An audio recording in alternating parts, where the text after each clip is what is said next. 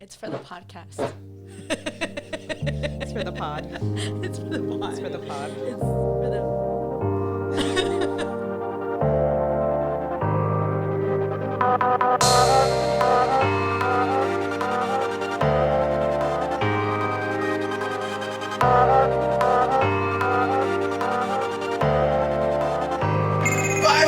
Hello world, boys and girls, shine your light bright like diamonds and pearls. You could be anything in this world. Weight on your shoulder, let that pressure like a curl. Hello world, they got, none know my name. They got, none know my name. They got, none know my name. It's the come up, now watch the world. Determination fuels belief is manifesting this week. Yo, welcome to another episode of The Come Up, the show where we talk to people who's up and coming in whatever field they are in, or we just have a conversation about whatever comes up to mind. And right now, I got two young women right here, good friends of mine, and I'm telling you, this has been a conversation in the making. I mean, we've been trying to do this for a minute. A long minute. Everybody's Long minute. everybody's schedule is super busy, and but I really do appreciate you guys taking the time out to come on the show. First and foremost, let's give it up for my girl Lena, and let's give it up for my girl Desi in the building. Let's get it. So, so one thing is, you know, I like to bring on all kinds of different kind of people. And when I can bring on friends of mine that are doing great things in the fields they're doing, it's always a good day here on the Come Up. And my homegirl Des right here does Body by Des, which, how would you describe what exactly Body by Des is? Saving women's lives. Saving women's lives.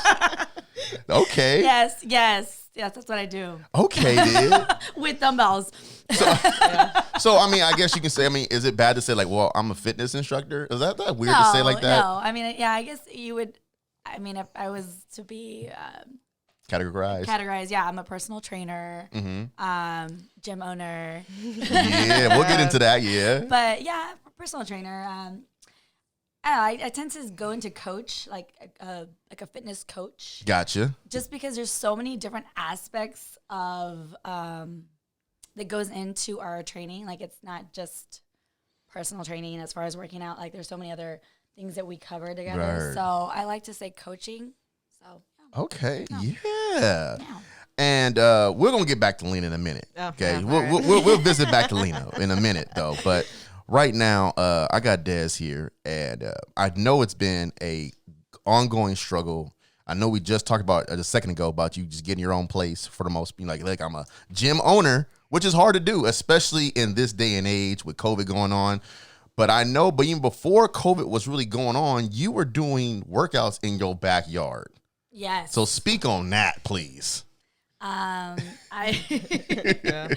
5 years ago, I decided to start doing workouts in my backyard. Okay. And I started filming them and putting them on Instagram, and then asking people to come join me to do workouts with me in my backyard. And then that worked, and all these women just started showing up to my backyard and working out with me. And it was great. And we did that for 5 years. We just worked out in my backyard, and little by little collected equipment, bought equipment, and just built like this amazing iron palace of a backyard gym. Yes. And I'm very, very proud of my backyard gym. Yeah, I know you are. I know you are. You should be. You should be. Yeah, it was a lot of work, but I loved it. I love it. And it got me like so many amazing clients, and I mean, built this little tiny business. And then, yeah, we just moved to a location, an actual indoor location. There you go. 4 walls. But you didn't even need it. You didn't even need it. Like, I don't even need it. Yeah. I can do it without it. Yeah, definitely was the attitude. But Lena, you went to her gym when it was outside in the backyard. At 5 a.m. At 5 a.m. And 37. 43 degree Yeah, it was weather. cold. How was that? So describe your experience about, like, you know, what Des brought to you, you know. First of all, why did you decide to go? Well, I found her on Instagram. Same thing. I think we followed a mutual friend, and they had posted her. And I was like, "Ooh, who's this chick?" And then so I had reached out, and then I went like at 5 a.m. And I think what I really liked, it's only women, and everyone just talks shit, and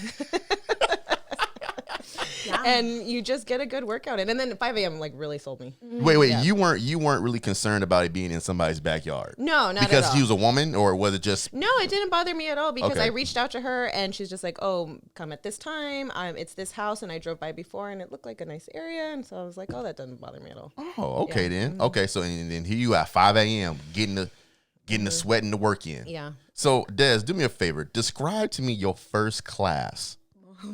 What happened at the first class? Like, how did you feel? What was like, damn, I'm going to do this. Like, really? Do I have what it takes? You know, what was the whole thought process when you went to the first class? God, I was terrified out of my mind. I was shaking.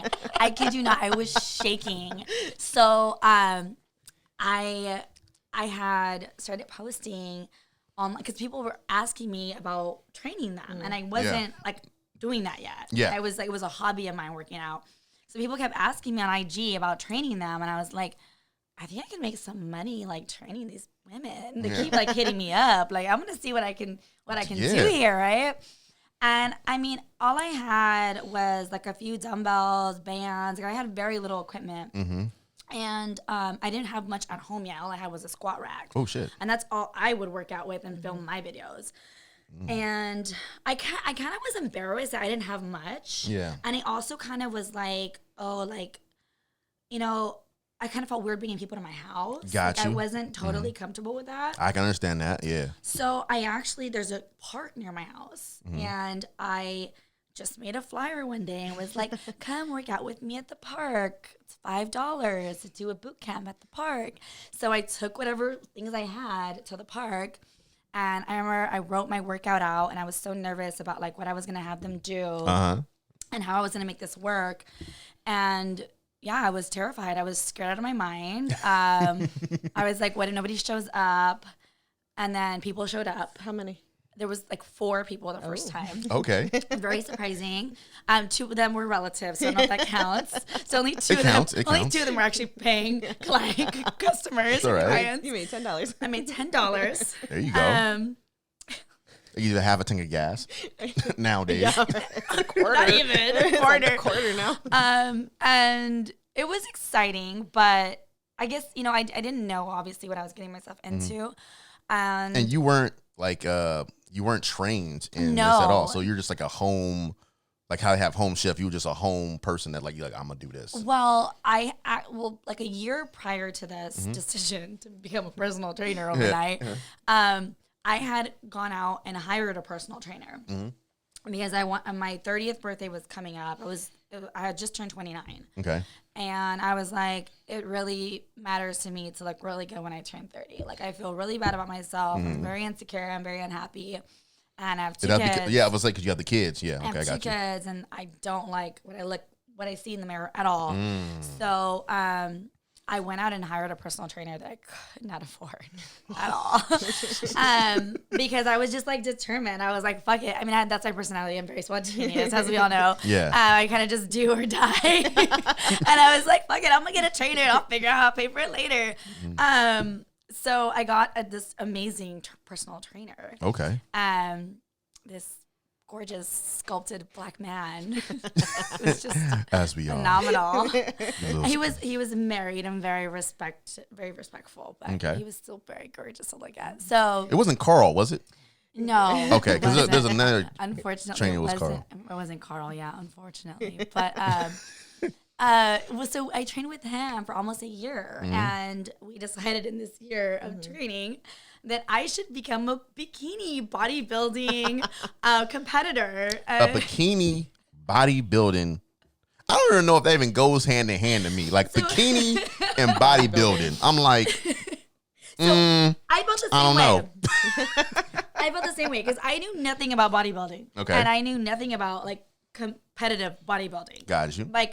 Like you might as well have been speaking a foreign language to me because he told me, he's like, hey, after training with him for like 3 months, he was like, I really think you should consider competing. And I'm like, competing for what? Yeah.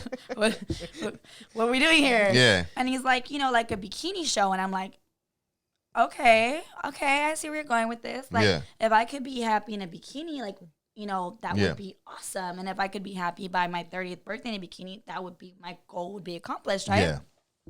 So he's like, yeah, you should do this bikini competition. I was like, oh, okay. So I looked up the link he sent me to do a natural bodybuilding bikini competition. Okay. And I was like, okay, like, yeah, I just got to walk on stage in a bikini. Like, I can do this. Like, Yeah. This is cool. Like, I'm going to do this. So I did not give it a second thought. I signed up. Oh, shit. I went online. I signed up the show. This was in March of 16. And the show was in November. Gotcha. So I went, signed up online. And then the next day I went and I was like, look, I signed up for a bikini show like you told me to do. And he's like, oh, okay, we got to get you on prep. And I'm like, what's that? What are these things you're saying? Yeah, exactly.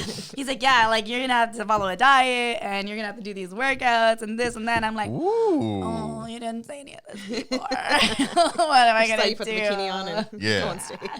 So I was like, fuck it, I'm already invested. I already signed up. And side note, I have a terrible, at this point in my life, I had a terrible job, or I did terribly with commitment. Yeah. I did very bad with commitment to anything in life.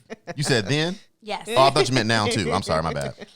Well, we'll talk about that later. Yeah, we'll talk about that later. But anyway, back then, That's another show. It was real bad. Got it. So I signed up and I was like, look, in my head, I was like, bitch, like you can't fucking not do something again. Like you cannot just give up because this shit sounds hard again. Like that's not an option. So I was like gun ho. I was like, I'm going to fucking do this bikini show. Like I don't give a fuck how or what, or I'm going to do this, you know? So I went through the prep. It was one of the hardest things I've ever done. And I was going to college at the same time at night, and I was working in the morning, and I had 2 fucking kids. And my kids were 2 and 8. Yeah. So it was hard. It was very hard. I bet. I was very broke and very tired, but I did it. And the competition came up, and to give you an idea of how the level of anxiety and problems I had with committing to anything in life, I get to the end of this prep, right? I've been doing this prep since March. It's now November. Lots of time invested, lots of money invested. I pull up to the venue in my bikini that I made myself because I couldn't afford one. Oh, what? Yes. That's a talent in itself, though. You don't want to see the bikini. Do you still have it? Yes. Oh, my God. One day. Nobody wants to see the bikini. We got to do a before and after picture with the bikini, guys. It's going to happen on an Instagram. That shit would not Like fit the me one no you more. made and then the professional. Yeah, that shit would like cover like one nipple, like one butt cheek. I was like 100 pounds. It's just, nobody needs to see that. And I'm parked in my car, and I'm like, you could go home now. Like you did it. Like you did the prep. You don't gotta go to the show. Like you look good. That's all you wanted was to look good. Like this is cool. Like we're done. Yeah. And I like sat there in my car just battling with myself. Like no, but like people are gonna expect you to be there. Yes.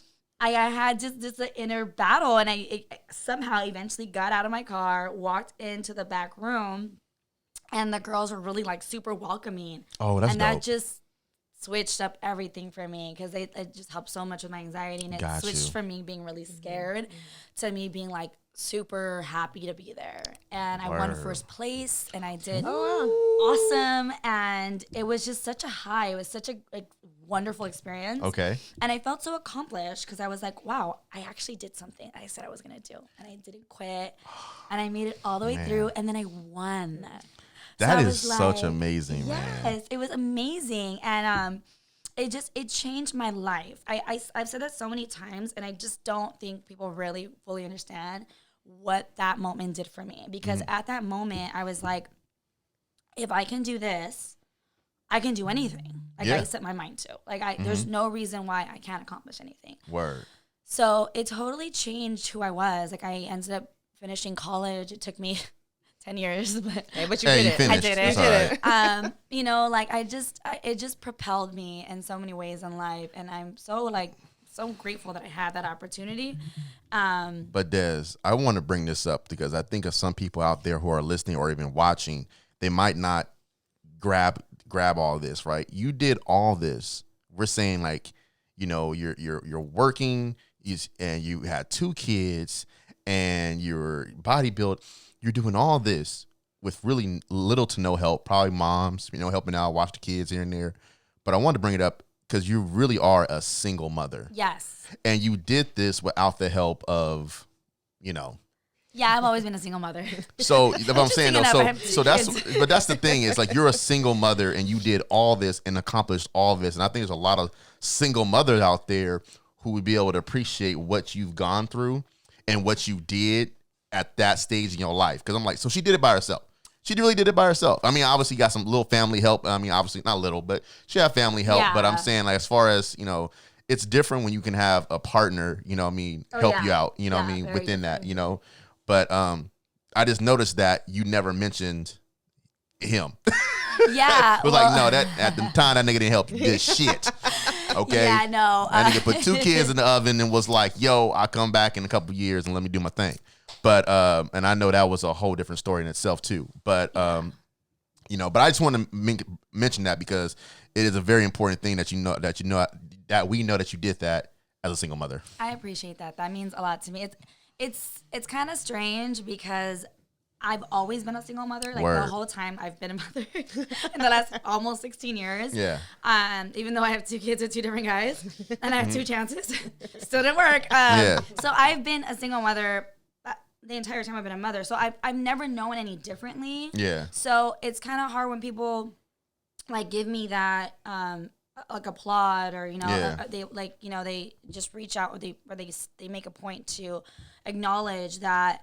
I don't think it really registers with me like how special it is because I've never known differently, right? Yeah. So like, I mean, yeah, like I am proud of it. I am very proud of it, but I don't know another way of living. Like I've been a mom my whole life, so like, Got you. You know, and I've always been a mom alone. So that for me was never an element of why my life was hard. Yeah. Like I never used that as a crutch. Like. Thank you. And a lot of people, yeah, you're right. It was my life. Like, it was a choice I made. I chose to have my kids.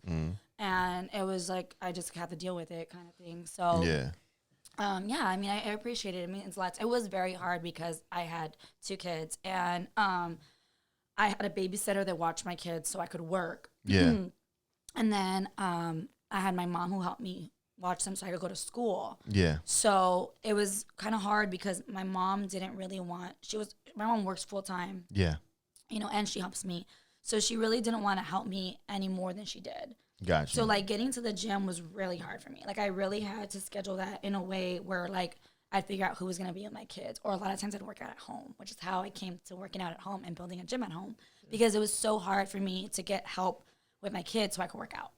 And that is Body by Des. That's right there. That is why that happened. Like everything happens for a reason.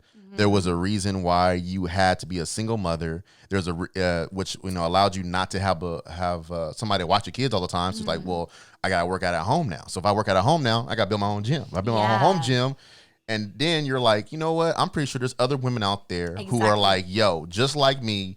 Let me invite them over to my house because I ain't trying to pay no overhead or no. But do your thing. But what I also want to mention is, and Alina, I'll get to you right after this, is it's not just what you do, it's how you do it, and it's about how people gravitate towards you. So I feel like you did a great job, and that's why you got the clients you did. You know what I mean? Because of how people gravitate towards you. You know what I mean? You have a great personality. You're down to earth. You're very you motivate people a lot. And this is just the stuff I see on Instagram and stuff that Lena has told me. And that's why I want to shift over to Lena. And Lena, now that you guys have been friends now after the whole, starting the Body by Des, not starting it, but being in Body by Des and all that good stuff. For you, how was it to feel, you know, the how you say that, the evolution of your friendship and seeing her grow in this? Like, how was that whole process to you? Oh, it was beautiful. 0 to 100 real quick. I remember. Yeah. You were there. Yeah. Oh, I was That there was the first night. night we hung out of working out together. Oh. That's why I said 0 to 100 Yeah. real quick.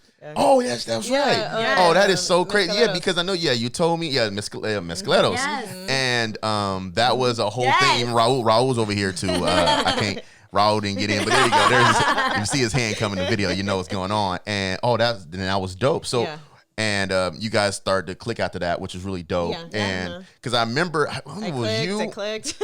Right? I'll click. Yeah. I can't remember who it was. I don't know if it was you or somebody else, because I remember like you were doing like after your workouts, you were doing like mimosas and stuff like that. Yes, And yeah. which was like, people were like, what the fuck, we working out and then we do a mimosa? It's called a I sweat want and this sip. bitch all the time. Like, your sweat and sip. The sweat and That sip. is a dope ass concept. I have never heard of that concept until I like saw it on there. Great concept. We started drinking and we're like, let's call it something. Let's call it this. Sweat and sip.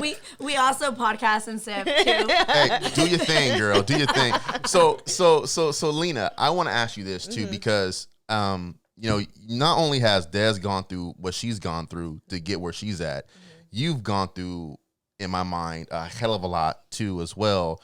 And, you know, a lot of people who may or may not know this, and you were adopted. Yes. And so I can kind of understand like the need for probably family, the need for like a sisterhood and all that good stuff. Yes. So you feel like, you know, because of, you know, going through being adopted, it's something that kind of like propelled you, like, you know what, I want to build this sisterhood and build that with Des and all them. Oh yeah. So what I've noticed is that because I was raised an only child, being adopted, when I get a friend, I'm just like, oh my god, I love you. I love you so much. Can we live together? Can we do everything together? Never leave me. Yeah, exactly. I don't know if it's a good thing or a bad thing, but yeah. Yeah. So that's what I did notice, that when I would go to your classes, it was like just a bunch of women supporting each other, and I really, really liked it. And I remember the first day I went, you came up to me and you hugged me, and I was like, oh, she's so nice. Yeah. So. Oh, okay, then she is very much a good person. Yeah. And it's funny because me and Lena we go back to high school, you know what I mean? Yeah. And it was in high school that we kind of like met. We were cool through a mutual friend. I don't know if we both even talk to anymore. I don't even think we even talk to him anymore. Yeah, it's been a while, right? But I kind of knew the whole adoption thing because, you know, actually our parents kind of know each other. Yes, so our mothers know each other. Mothers know each other. But we really didn't really start to reconnect until after our boy Calvin's funeral. Yes. And which was a sad day, but another good day of rejoicing because I got to meet some more interesting people because of you. I got to meet Des because of Des. I got to, you know, just all kind of different things, you know, and I started hanging out with Raul a lot more, and he became one of my good friends, and it was just a whole cycle of different things. And I tell people this all the time. It's like, we always talk about it's not about what you know, it's who you know. And if you guys can't see this, actually our boy Calvin, Bastards, the management team at Bastards came out with a blonde ale in remembrance of our boy Calvin Spencer, and he's it's good, right? I've had it before. Really good. It's good. I'm just not, you know, I got another show after this, so I can't. I just have my little energy drink call today. We don't. That's right. But it's a good sip. I know it's a good sip. It is delicious. Yeah, it's really good, and I like the branding behind it. I think it's amazing what they did at Bastards for Calvin, and they continue to do for Calvin, which is dope. And they just opened up a new restaurant. I mean, well, I guess you can call it a restaurant. A new bar restaurant out in, I always mess up this fucking word, Temecula. I always fuck that word up. Really? Temecula. Temecula.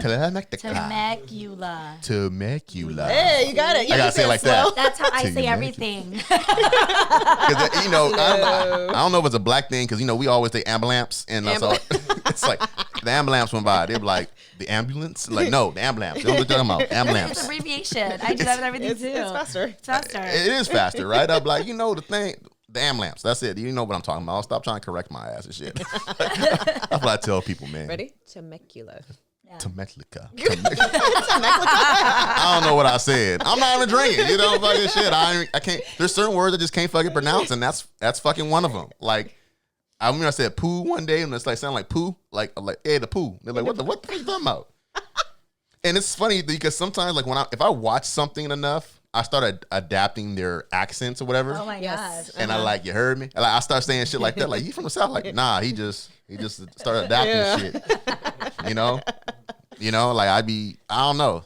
It just what it is. You know what I mean? Like I just go into an accent or I go into some type of like, I say you mean, and they be like, where you from? I'm like, I'm from California. I don't know where that came from. It's just, This sounds like a great quality. You're so like versatile. Yeah, I mean, I'm like, yo, that's totally it. I don't know. I hung out with a lot of white people growing up, so I had to like try to fit in a little bit. So it was like, yeah. Oh, that sounds hard. Yeah. But I never said dude or bro. That was the two things I never said. I was always word. I always kept that. Word. It's so funny because I grew up like in the hood. I grew up in Huntington Park. And Is that the hood? I guess it could be. Yeah, certain parts of HP is the Latin hood. it's a Latin hood. Yeah, okay. And I grew up saying dude all the fucking time. I don't know Word. why. Like we all say dude for stuff. Like, and dude. I didn't recognize it until I was obviously in a later adult Yeah. hood. I was like, why did we grow up saying dude in HP? We were dumbasses. It's like, what the fuck? Who told us this? So look here. You grew up in HP, then moved a couple cities over to Downey. And Downey, people can say what they want. upgraded. Yeah, people can say what they want to say Upgraded. about Downey, but Downey is a great It small is. city. Yeah, It is. It is. But that has big ideas. That's what I say it is. Like it's a small city has big ass ideas. It's changed since we were little. Oh my God, it's lot. changed It's so night much. and day Right? when Like we were downtown Downey be popping. Yeah. Like where Bastards at, where Joseph's Bar and Grill is at. Big Boy does his holiday birthday bash at the Downey yeah. Billiards, which used to be an actual billiard wow. club. It used to be an actual Club billiard DB. club. I Yeah. did not know that. Yeah. It used to be an actual billiard. That's why they call it DB Lounge, Downey Billiards. I had a birthday party there. See, there you go. And now it's It like, happened. I had go-go see? dancers. Oh wow. But that they totally like revamped their business, right? Yeah, she had the go-go dancers and all that good stuff. It was so fun. I made party bags for everybody. It was my 25th birthday. Oh wow. And then I got pregnant right afterwards. It was terrible. That night. No, it was Well, the following Des, month. It was the following month. Speaking of getting pregnant, segue. What? Speaking of getting pregnant, right? You got 2 kids, Yes. and you got your own business now. Is there, I know you're in a relationship, Yes. okay? If this guy is the one.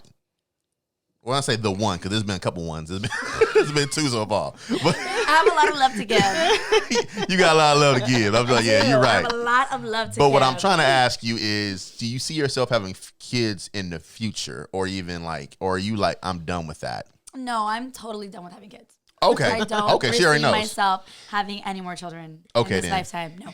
Do you feel like that might be hard for you dating now? I mean, I know you're dating somebody now, but I mean, I'm assuming he knows that now. Like, Yeah, we he have knows that, Okay, yeah. so you think that's, even if that doesn't work out between you and him, do you really feel like that is going to be a problem going to the future? No, I don't think so. I think that You done shit by yourself. You can do this, but look, I can keep doing it. I mean, I know what I want. want, and I mean, I would hope to meet somebody who respects that, and we want similar things. And if we don't, then I'll meet somebody else. Speaking of one, No problem. speaking of one and similar thing, girl, you do all kind of extreme shit. She does. You are literally a freelance. I don't understand. Like, I can't describe. You're wild. That's all I can say. You're a wild child. I wonder where we're going with this. No, I'm just saying, like, you're a little bit on the wild side. I am. And you do a lot of different things. And I mean, I know you like to party. Yes. And it's funny because it's not funny because, like, when people think about working out, they feel like it's so strict to doing this, it's so strict to doing that. And one of my favorite people is The Rock. A lot of people know I like The Rock. And The too. Rock, there you go. When he posts on his Instagram, it's like, hey, I'm having my fucking cheat day. I'm eating this. And his I'm pancakes eating are this my big. pancakes are this thick. Yeah. And I'm like, and he's like, enjoy your fucking cheat day. Like, just do it, do your thing. And I feel like you cheat day, like every weekend is your cheat weekend. Like, Honestly, so how do you do it? How do you do it? Come on. Every day. Party harder. My cheat day is every day. I mean, look, everybody has a different perspective on these topics. Yeah. I don't believe in like cheat days. I don't believe in diets. I believe in just eating what you want and just eating what you want in moderation. So hold on, you mean anyone won't give me a body like this? This is what it is. This is what a body like this. See, Yeah. Body by Dad says, eat what you want, look like this. Like, look, see how this works. But you work out every fucking day though. Yes, I mean that's the thing is that like I work out every single day. So I work out in terms of my own workouts. Yeah. I really only do my own workouts like 4 to 5 days a week. On a good week, maybe I'll get 5 workouts in 5 days. On a bad week, I'll get like 3 days of workouts, my own personal workouts in. But because I'm a personal trainer, I'm active all day, every day. I mean, I work Monday through Saturday. Got you. I train clients like 12 to 14 hours a day. So, I mean, I'm always active and moving. And then I have 2 kids who need things. Yeah. And again, well, now at least they're getting older. And so now they can do a lot more stuff themselves. Thank God. But, you know, they still need things. It's Yeah, like, I got you. It's crazy. Like, they'll never stop needing things. It's Wait, never I'm ending. about to put you a little bit on the spot right now, right? So you got 2 kids, and your oldest is right now is what, 15? He's 15. He's going to be 16. Yeah, he's 15, and you know I'm pretty sure he has friends that have come over and all this stuff. Yes, Has any of his friends ever hit on you? Ooh. No, they haven't. Actually, really disappointed. There was. Because if I was coming to your house and I was his, I'm like, hey, what's up with your mom? No. Like, what's good with moms? My kids are like golden. They are nothing like me. They're amazing and they're gentlemen and they're really, really good kids. So their friends are also really, really good kids. And yeah, they're just really respectable. And I've never, Okay. I heard a rumor that one of them kind of liked me. And Okay. he started following me on IG. Oh, really? Uh-oh. And I was like, oh, this is not good. So Unfollow. I was like, oh, I told her I'm gonna get a membership just like to watch it. yes, There it is. yes. No, what about like the kids' parent, like their fathers? No. Has any father ever tried like, yo? No, I hey. mean, most of them like are married. Okay, respectful. So I Okay, don't respect. really, and yeah, you know, like anytime, because I became a mom so young, I was always really intimidated that people thought like I was not a good mom or I was dumb or like, I didn't know how to be a mom. So anytime I was ever in a setting with like other parents, like I tried really hard to be like very, I don't know, conservative or professional or, you know, very mom-ish, whatever that looks or sounds like. Or, Yeah. you know, so I don't think I ever allowed any guy the opportunity to seem like I was available or that they could approach me that way in that setting. Because In that setting. because my kids are kind of like my only like off limits. Like it's the only time I behave. So it's the only time I'm good in my life. Wow. Like, It's the only time I behave. It's the only time it's the only time I'm sober. Ish. Sober-ish. So yeah, You get your drink on. I can tell you that much. This girl will drink your ass under the table. I understand it. She Like, drinks her own ass under the table. it gets her ass in trouble. Like, I don't understand it. Like, but all her clients are like, fuck it, let's go. Which is dope though, because you can also you're being yourself while you're doing this, and that's like the only thing people can ask for. Like, if I can do something I love and still be myself in doing it, I'm winning. And you are winning. You got a freaking studio now. Yeah. Like, I mean, explain that process. Like, explain, like, you know, how does that make you feel? How does it feel to have like a roof over your head? For the lack of better word. Working out outside. Warm. There you go. Sometimes hot. It feels amazing.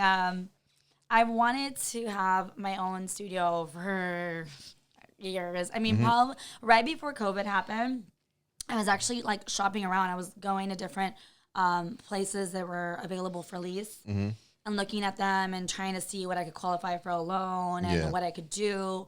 And I found one that I really liked, but it wasn't move-in ready, and I was going to have to do all this work just to make it move-in ready. And that was going to absorb so much of the money I was going to borrow that I wouldn't even have money to buy equipment or start the business. So it was like a quick fail, and then COVID happened. Yeah. So I was like, well, thank God that I didn't do that. Yeah, exactly. A, and then B, I was just like, okay, like, you know, now that because I had that experience where I had to like realize what it was going to take financially to make that move. I was like, okay, now that I know what it's going to require, like, I'm just going to keep working towards that. Word. And, over, you know, since COVID started till now, I've looked at a few places over the time. And again, there was a place that I was like this close, and, it was just way too much money. There was no way I was going to make it. So I said no, I declined again. And soon after that, I was conversing with one of my clients, she's a very accomplished, successful woman. She's a personal training client of mine. And we've established like a really close relationship, friendship. And I'm expressing to her like my wants and to, you know, open the studio.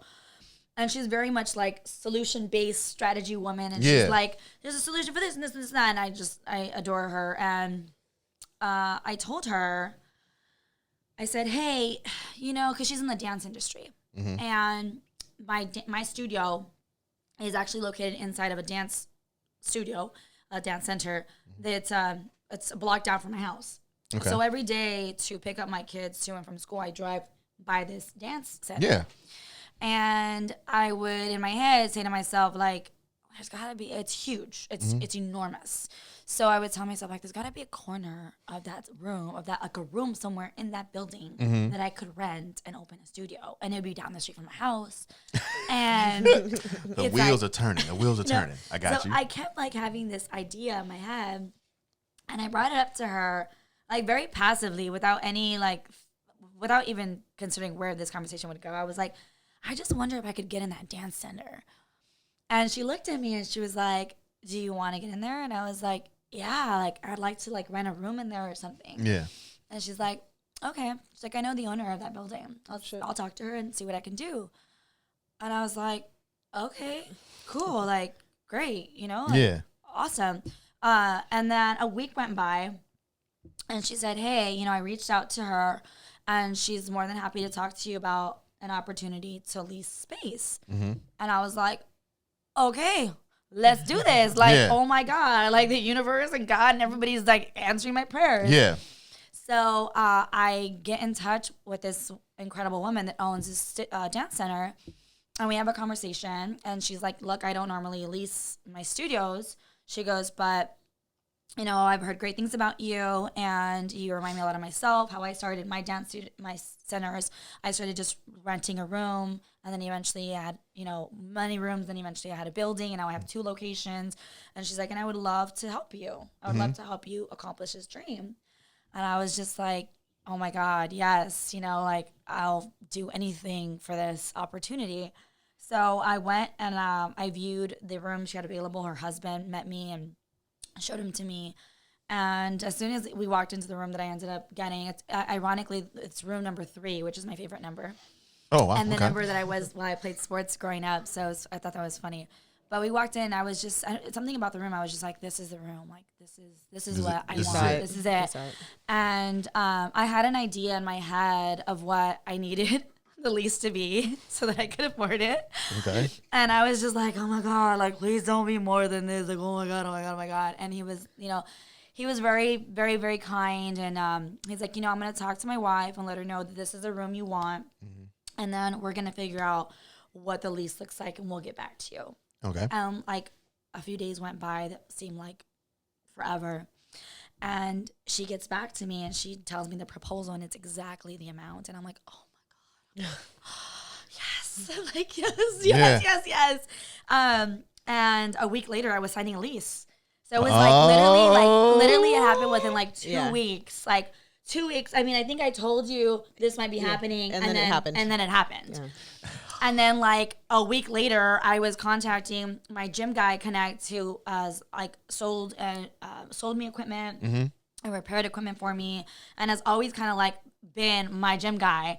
And he's just so incredibly kind. Like he totally undercharges me all the time. I think he feels sorry for me when he goes to my house and he sees my home gym because he works for like major commercial. Yeah. He works like he's got this incredible business doing this gym stuff, and he works for these commercial gyms. And he comes to my house and he's like, "Let me just fix this girl's bench or machine." He probably felt so sorry for me, and he kept telling me, he was another person in my life that kept telling me like, "You have to open a gym, Desi. Like you would kill it. Like I've been in this industry long enough. I see enough people like." You have to do this. And I was like, oh, I can't do it. I'm scared. So as soon as this happened, I signed this lease. I called him and I was like, I got a gym. And he was like, yes, okay. And he's like, what do you want? Well, like, I'm going to start charging you more now. Right? Wow. Right. Now you got to pay, bitch. So I made this list of the equipment I wanted. And I sent him my budget. And he did it. He went and started buying my equipment. And then a month later, we were at my studio assembling the equipment and putting it all together on a Friday so that I could open the doors on Monday.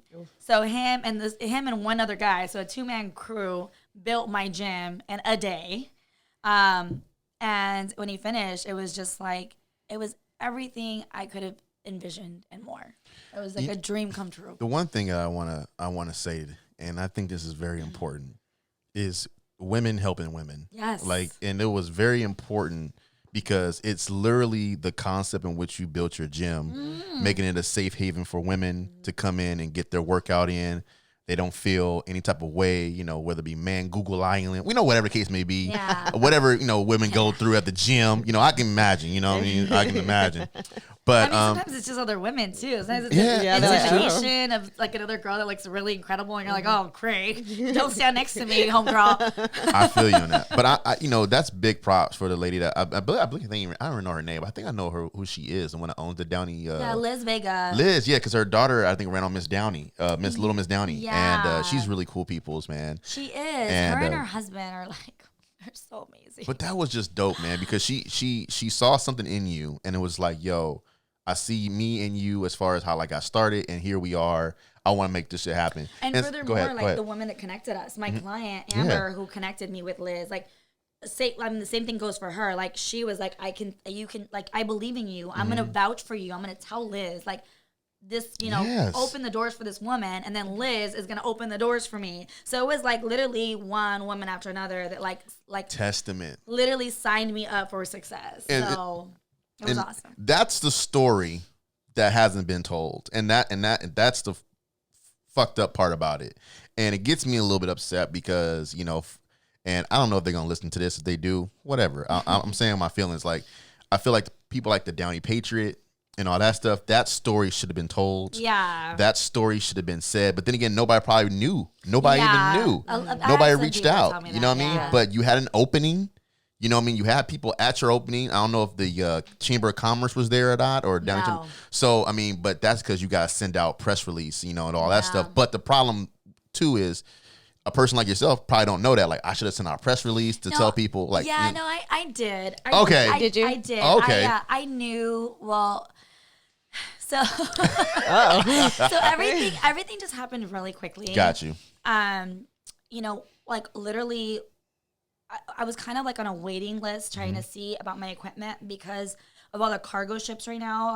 I was waiting to get equipment. It was kind of like a holdup. I didn't even know when exactly I was going to be able to open my gym. Okay. Because I didn't know exactly when I was going to get my equipment. And then literally from one day to the next, my equipment was available. Yeah. So I had to run to, facilitate that being done. Yeah. And then it the way it lined up with calendar wise. Yeah. It was going to be right when I start my February calendar. Yeah. So it was going to be perfect because I could start February there, but it literally gave me a 4-day window. Yeah. To literally make everything happen. Gotcha. So I had a few people tell me you should reach out to Chambers, you should reach out to the Downey Patriot, you should put this in the paper, so on and so forth. And I should have. I dropped the ball because I just was I want this to happen, and I need to put my energy in other places and make this happen because to me it wasn't so much I don't care who knows. I have to open this gym for my clients. Because my clients are expecting to have a gym on Monday. Okay, well then I take that back a little bit. Then. I'm sorry, I got a little. My bad, Downey. My bad, city. My bad. And that's the thing. And I say this I don't say this for any kind of validation, but my only priority are my clients. Like that's all that matters to me, is that my clients know that I'm there and they can count on me. So like Monday was coming up and I was like, I don't give a shit. Who knows that I'm opening? I just need my clients to know that I'm opening and that they can be there and that I'm going to be there and everything's going to be ready for them. Yeah. So that's just kind of where my priorities were. When everything was said and done, I didn't really care that whether it was publicized or not. Because you know, everybody that was there was the people I wanted there. Like my best friends were there, my family was there, my clients were there. That's like, dope. I mean, it was amazing, and it just didn't really cross my mind, to tell you the truth, which is probably not really good as a business owner. No, I mean, because, but like I said, it goes to the fact that you really didn't know, and it was like, and plus, well, not even that, but then again, you were doing everything yourself. Yeah, and it wasn't like you had like A team. people, I'm a team. I'm a one-woman So team. trust me, Most of the so I time. understand. You're in charge of your own promotion. You're in charge of paying the bills. You're in charge of everything. And but as a person starting out, that's usually what happens. Yeah. And you don't think about that, but it takes other people who know you to be like, yo, let me help you with this if you want it. You know what I mean? And I wish I would have known a little bit more, because I was like, maybe I could have reached out, because I know the owner of the Downey Patriot. Maybe I could have reached out and say, hey, there's a story here. I'm still going to reach out and be like, yo, there's a story here, because it needs the story about how it started into where it's at now is great, especially like saying women helping women. It's a very great empowerment story for women. And that, well, not even just women, but just in anybody in general who's trying to open their own business, who's not like qualified, trained to do something, but it's like, yo, people believe in you. Like Lena believes in you, and she's like, I'm gonna show up, I'm gonna work out and shit, and I'm gonna do my thing. And so yeah, and one thing too is I totally forgot that I coach basketball, and I had brought you in to even do my my girls basketball team, and that was pretty cool. And you come in there, and the girls like, to this day still ask about you. You know what I mean? They're like, hey, where's Coach Dez at? Should we have them? Like, oh, Coach Dez is busy. When you get big time, she got her own gym now. So I was actually thinking about, and we can talk about this after the show. I was actually thinking about a way we can bring the team to you. Yeah. And you can work them out in your gym and your facility, because now I'm thinking to myself, oh my God, there's an untapped market right there in the city of Downey, because a lot of colleges have it where they have their own strength and conditioning trainers and all that stuff, and facilities, but not necessarily high school level. So I think if you can open up a way to make it like, look, I have a youth night or youth whatever at my gym, I think that would be dope too. That is currently in the works. See, there you go. There you go. See, we on the same. Yeah, we on the same I think page. I told you. I think I shared with you that you giving me that opportunity was like one of my longtime dreams too, because like one of the things that I've had in the back of my head since I started doing this was the need to start teaching women and men. Aftermath. It's afterthought. It's the afterthoughts. But teaching women early on in their lives the need to take care of themselves physically, mentally, emotionally, nutrition, health, so that they're not 30-something trying to figure out how to love themselves. Got you. And after they've been torn down a million times. So I've always had this like dream in the back of my head to somehow start some kind of nonprofit organization where we do classes and camps and just organize events for young girls, junior high, high school to attend that'll teach them at a young age and have access to resources about mental health, about physical education, and about nutrition. And when you reached out to me and gave me that opportunity, it was like I could see that vision coming to life. Right when I was in that gym at the high school gym with the girls and talking to them, I was just like, oh my God, yes, like we're planting the seed, and we're helping them see like just you could be so much. You are so much. And it was really, really special to me. And I definitely think that I'm going to continue to try to make that happen in some way, shape, or form. But interesting enough, I just think it's ironic that I've ended up at a dance studio where I have little girls taking dance classes around me all day, every day. How to get stronger. So I just think that's so, that's like, I don't know. I don't mean to be like, all hokey pokey, but I feel like that's such a like alignment of the universe to put me in an atmosphere where all these little girls get to see this woman run this gym at their dance studio, and I have this market that I can tap into of young ladies. That's true. Yeah, I think that's so crazy. I'm so grateful for that. I haven't figured out how I'm going to utilize it because I'm drowning in my gym. But I'm just so grateful that I got to do that with you, and that's kind of like those wheels are turning, and I'm definitely going to make that happen. That's what's up, though. In time. So, Lynn, how many times have you been to the gym? To the new one? The new one. A few times. Yeah. She's like, a few times. That's a few. I haven't been going as much. Yeah. I know you've been busy, though. Don't worry about it. I know everything going on. Times, she's always with me. Yeah, see. She's always with me in spirit. She is the backbone. And she always looks amazing. Thank you. Whether or not she works out. It's like, see, this is why you need a trainer like that. She gives you confidence. Like, whether or not she comes, I'm like, what the fuck are you doing at home? Nothing. Raul. Let's go. With the workout in.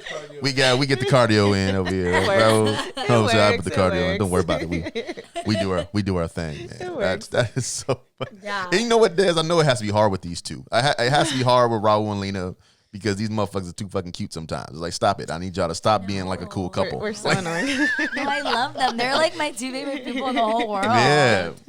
Yeah. I know. I get it. No, I totally get it. But I know it's been, like I said, it's been a struggle for you to do your business and do your thing, and no, it's good. And I love the fact that Lena's on the show because I'm just saying, like, as far as what she's gone through, as far as being adopted and coming to this area of Downey. And it was just like, and connecting with you on that level. Mm-hmm. It's just like you said, things were being aligned, and it was such a great thing. And Lena, I can't talk about it enough. As far as I can't even begin to describe the whole adoption process and how that went down. And but you have your mom. Yes, she's your mom. You know what I mean? Yes. And only on my end, I know it because I really don't know my real dad. Yes. Okay. I know of him. I think he died. I can't remember. Yeah, I think he died. Yeah. Anyway, and I have my stepdad, and my stepdad has been there for me, and so that's the only reason I say I can translate to kind of understanding where you came from. Uh-huh. It's just having that that parent in your life that's just like helping you out and doing your thing. Mm-hmm. But just the last thing I want to ask you before we get out of here is. Do you feel like you struggle anyway mentally, even now, with being adopted, having an adopted family, do you feel any type of like I say mental stress? I don't even know if that's a term, but you know what I mean? Like, I think like when I was younger, it would get to me just because I was very confused. Yeah. I was very, very confused because my adoptive parents, they're more white and I don't look white. Yeah, exactly. I have a very white last name and people would come up to me and talk Spanish and I don't speak Spanish, because nobody ever taught me Spanish.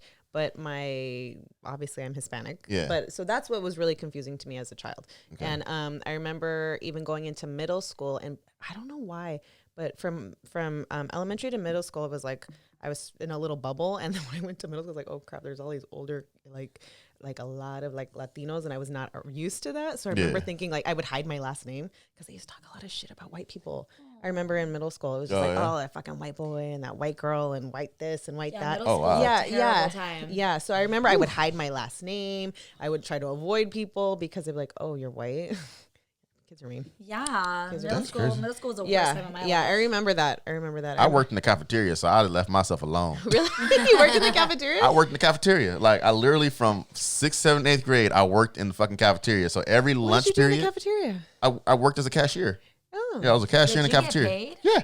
What? Thanks. Was like child what did they pay you? What? I know. What did they pay you? I think when I first started there, I was making $5.25 an hour. Got paid once a month. This is crazy. Once a month? Once a month. And literally was. Like, I was 6th, 7th, 8th grade. I worked in the cafeteria. I did I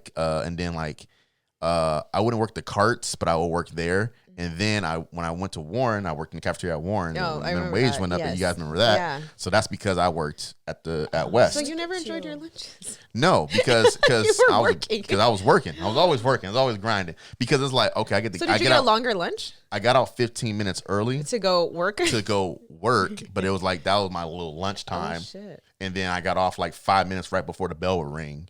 So yeah, I would work majority through lunch and snack. So when I was at Warren, I worked lunch, snack, and before school. So that's how I was getting a little money. Get money? Yeah. So that's how I would get that's how I get paid. Cool. Damn. And I would work in the teacher's lounge, doing the pay in the teacher's lounge. Oh, wow. So that's how I was able to, get some things and know some things. Wow. What did you find out in the teacher's lounge? Oh my God. Tell Just, me. a lot of teachers that didn't like certain teachers. You can tell that in the teacher's lounge. Stories about, All the cheese man. Yeah, right? what went on at prom. Like, Oh, did you hear about other students? Oh yeah. They I have talked about 2000, others? but they wouldn't necessarily say names, but I would try to figure it out. Decipher.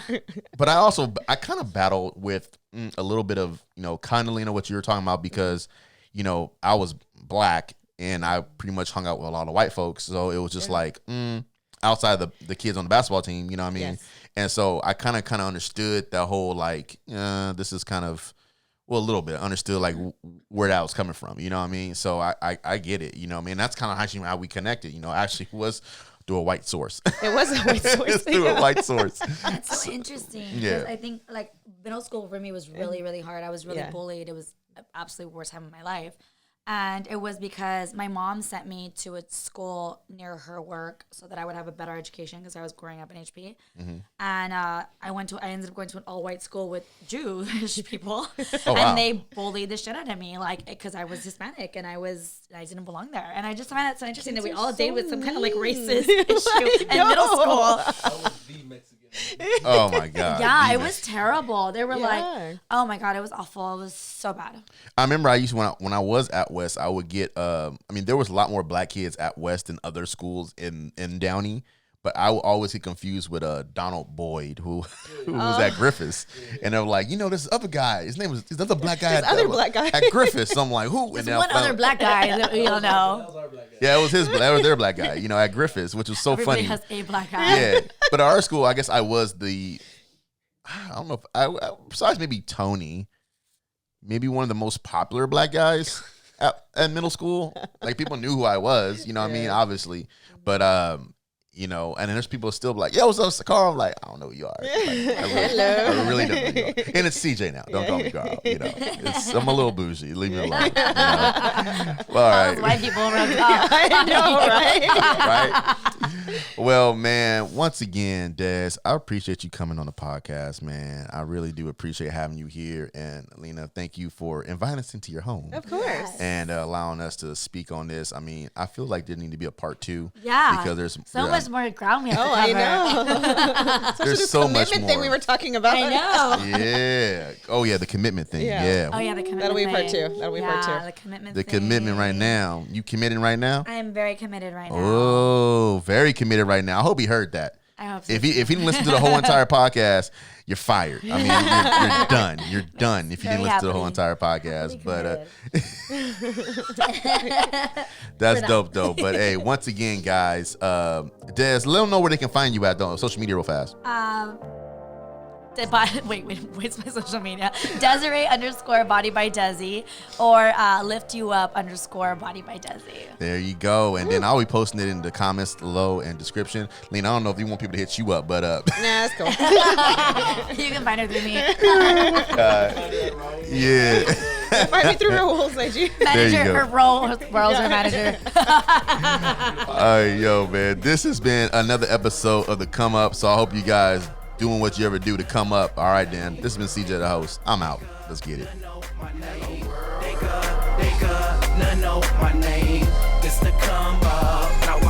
Determination fuels belief is manifesting this we